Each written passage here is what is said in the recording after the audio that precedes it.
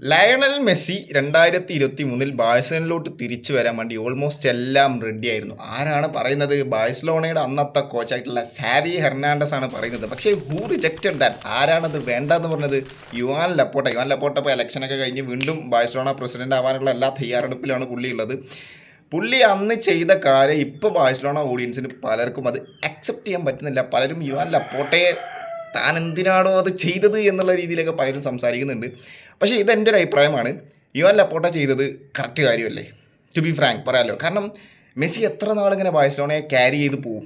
Okay, ബാഴ്സലോണയ്ക്ക് ഇനി ബാഴ്സലോണയെ ഏറ്റെടുക്കാൻ വേറൊരാൾ വേണം. അത് സാവി ആ സമയത്ത് ലമീൻ യമാലിനെ ഇറക്കി റാഫീനിയെ കൊണ്ടുവന്നു. അതൊക്കെ കൊണ്ടുവന്നത് കൊണ്ടാണ് ബാഴ്സലോണയ്ക്ക് ഇന്ന് ഇപ്പം ഇങ്ങനെ ഒരു ഫ്യൂച്ചറിൽ.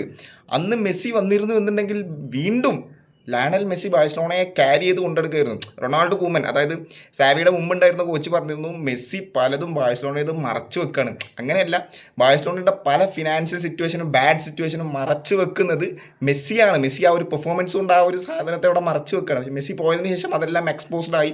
പിന്നെ സാവി വന്ന് ടീമിനെ വീണ്ടും റീബിൽഡ് ചെയ്ത് കൊണ്ടുവന്നതാണ്. ആ ഒരു ടീമിനെയാണ് ഫ്ലിക്ക് ഇപ്പോൾ ഒരു പ്രോപ്പർ ടീമായിട്ട് കൊണ്ട് നടക്കുന്നത്. ലിയോൺ ലപ്പോർട്ട അങ്ങനെ ഒരു തീരുമാനം എടുത്തത് നന്നായി എന്നാണ് എൻ്റെ ഒരു അഭിപ്രായം. ടു ബി ഫ്രാങ്ക് പറയാലോ, എൻ്റെ ഒരു അഭിപ്രായം അതാണ്. Messi is a GOAT. I have so much respect to Lionel Messi. മെസ്സിയോടൊരു ഹെയ്റ്റ് ഒന്നുമല്ല. ബട്ട് ലിയോൺ ലപ്പോർട്ട പറഞ്ഞ കാര്യം നല്ലതാണെന്ന് എനിക്ക് പേഴ്സണലി തോന്നി. നിങ്ങളുടെ അഭിപ്രായം ജസ്റ്റ് താഴെ കമൻറ്റ് ബോക്സിൽ രേഖപ്പെടുത്തിക്കോ.